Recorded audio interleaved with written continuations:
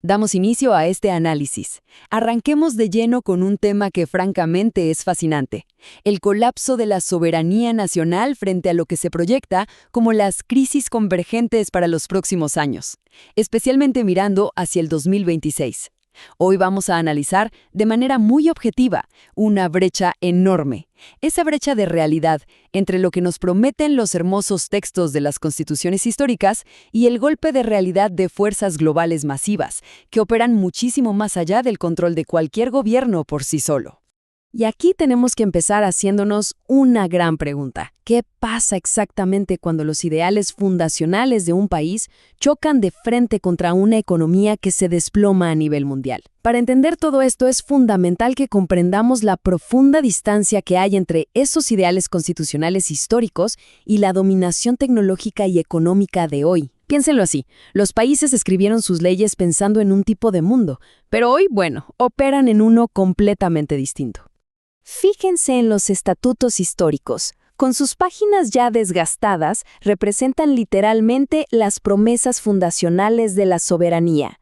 Tradicionalmente, el derecho se basaba en esto, en documentos estáticos de papel, con la gran intención de establecer un orden inamovible y blindar a los ciudadanos de las fuerzas externas. Se tenía la idea de que poner algo por escrito en la ley suprema ya era garantía suficiente para siempre. Pero claro, ese es un concepto que está cambiando a una velocidad increíble en pleno siglo XXI.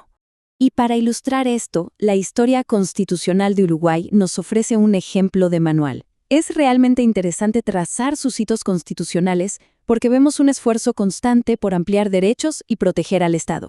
Vean, en 1830 nace formalmente como un Estado libre e independiente. Luego, en 1918, la Constitución da un salto gigante para institucionalizar una democracia pluralista. Y más tarde, en 1934, justo como respuesta a la gran crisis financiera global, se introduce la prohibición de la usura. Es una evolución clarísima, siempre buscando blindar a la sociedad. Ahora bien, lo más interesante de estos ideales soberanos es cómo esas arquitecturas legales buscaban de verdad consolidar el poder en manos de la gente. Con las innovaciones de 1918 en Uruguay, por ejemplo, el objetivo era descentralizar la administración. Se crearon los famosos entes autónomos. Fue una idea totalmente pionera, que buscaba que los servicios básicos del Estado no fueran un simple botín político, fomentando así un Estado democrático fuerte y verdaderamente autosuficiente. Y así llegamos a este número, el 52, un número absolutamente clave en la historia legal. Es exactamente el número del artículo en la Constitución uruguaya de 1934 que trajo consigo una innovación socioeconómica radical, buscando responder de manera directa a las terribles consecuencias de las crisis que estaban empobreciendo a todos. La frase era simple: prohíbese la usura. Corta, directa, pero extraordinaria. Con esto, Uruguay se convirtió en el primer y único Estado moderno en elevar la lucha contra la explotación económica extrema a un nivel constitucional, o sea, a la máxima ley del país. La idea era usar todo el peso del Estado para evitar que el sistema financiero aplastara a los ciudadanos más vulnerables. Era una promesa absoluta de protección frente a la esclavitud por deudas.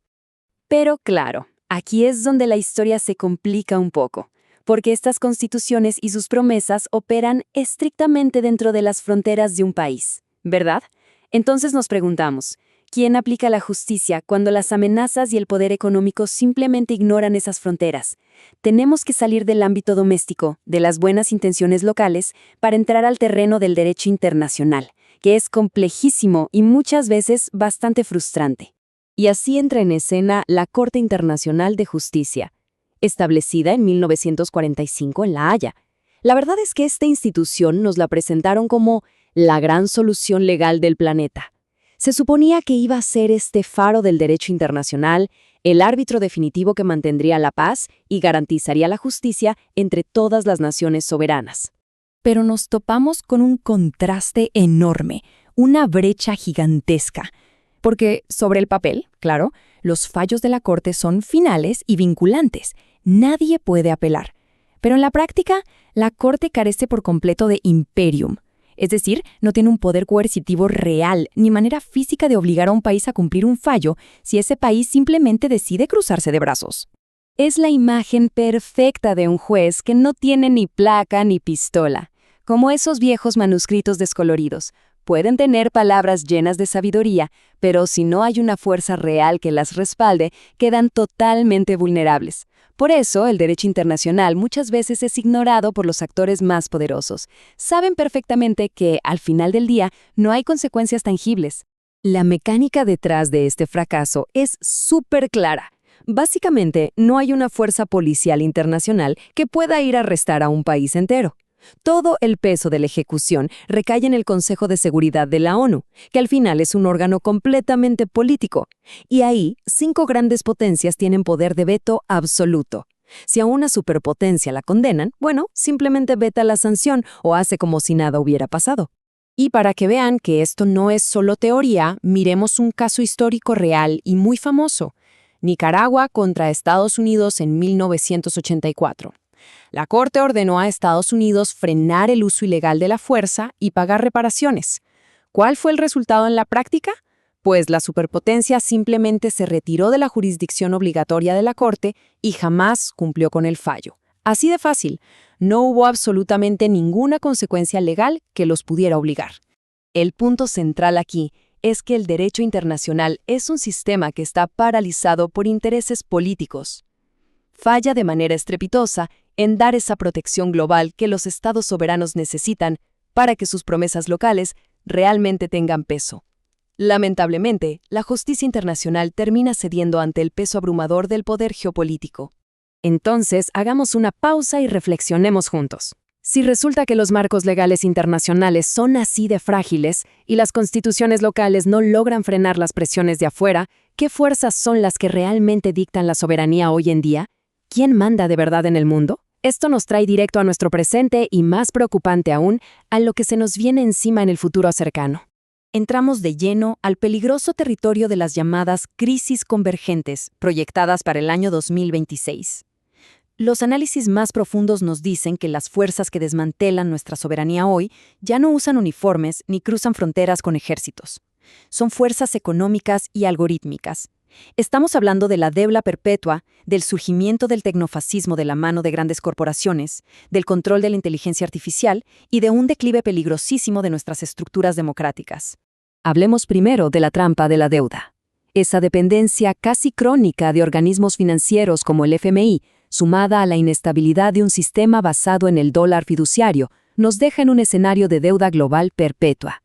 Y esto actúa como un mecanismo moderno de control masivo que somete a naciones enteras. De hecho, anula por completo cualquier prohibición histórica contra la usura, como la que vimos de 1934. La usura simplemente se ha vuelto institucional y a escala planetaria. Al mismo tiempo, emerge lo que muchos analistas denominan tecnofascismo. Este es el verdadero colonialismo del siglo XXI. Ya no se trata de ocupar territorios, ahora es la amenaza invisible del espionaje digital, como el famosísimo software Pegasus. Súmenle a eso el control irrestricto de las grandes tecnológicas sobre la información y cómo la inteligencia artificial está redefiniendo por completo quién tiene el poder mundial. Quien controla los datos, hoy controla todo. Y claro, el papel desgastado de las leyes sirve como un cruel recordatorio. Quienes redactaron con tantas buenas intenciones esos nobles textos constitucionales jamás habrían podido prever unas amenazas tan invisibles. Las fronteras físicas y los derechos que defendían aquellas leyes en papel hoy son saltados en milisegundos y sin ningún esfuerzo por la naturaleza sin fronteras de la dominación algorítmica y las finanzas globales. Ha ocurrido un cambio profundo, tremendo. Hemos pasado de un concepto de soberanía histórica, ya saben, ejércitos cuidando fronteras y constituciones garantizando derechos, a una realidad inminente para el 2026, donde el poder real está en manos de algoritmos privados, deuda financiera mundial e inteligencia artificial. Esto esquiva casi por completo todas las estructuras democráticas locales por las que tanto esfuerzo costó construir. De hecho, los informes apuntan a un verdadero triángulo de hierro. Son 3 cosas que se retroalimentan: una deuda que es impagable, una economía de guerra enfocada en recursos y el tecnofascismo. Este triángulo asfixia literalmente a las naciones y les arrancan su autonomía política, convirtiendo a países que en teoría son independientes en simples colonias económicas gestionadas desde el exterior. Y ojo, que las consecuencias de esto no son solo teoría geopolítica. las vivimos en la calle día a día. Los síntomas de este colapso están a la vista de todos. Una crisis inmensa de trabajo informal, una inflación que castiga sin piedad el bolsillo familiar y una erosión brutal de la confianza en las instituciones.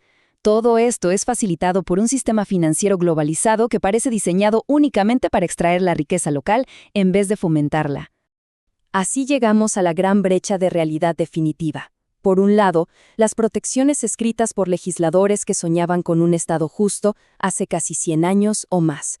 Y por otro, la realidad, donde esas leyes quedan lamentablemente obsoletas ante la enorme capacidad de dominación de las crisis convergentes actuales. Es un contraste drástico, las palabras hermosas de la ley versus un mundo manejado por corporaciones y bancos transnacionales. Todo este análisis nos obliga a cerrar con una reflexión fundamental. Si los tribunales internacionales son un gigante sin espada, incapaz de sancionar los abusos, y si las constituciones más nobles no tienen el poder de frenar el control de la economía y la tecnología global, entonces, ¿dónde va a residir verdaderamente el poder y la soberanía en el año 2026?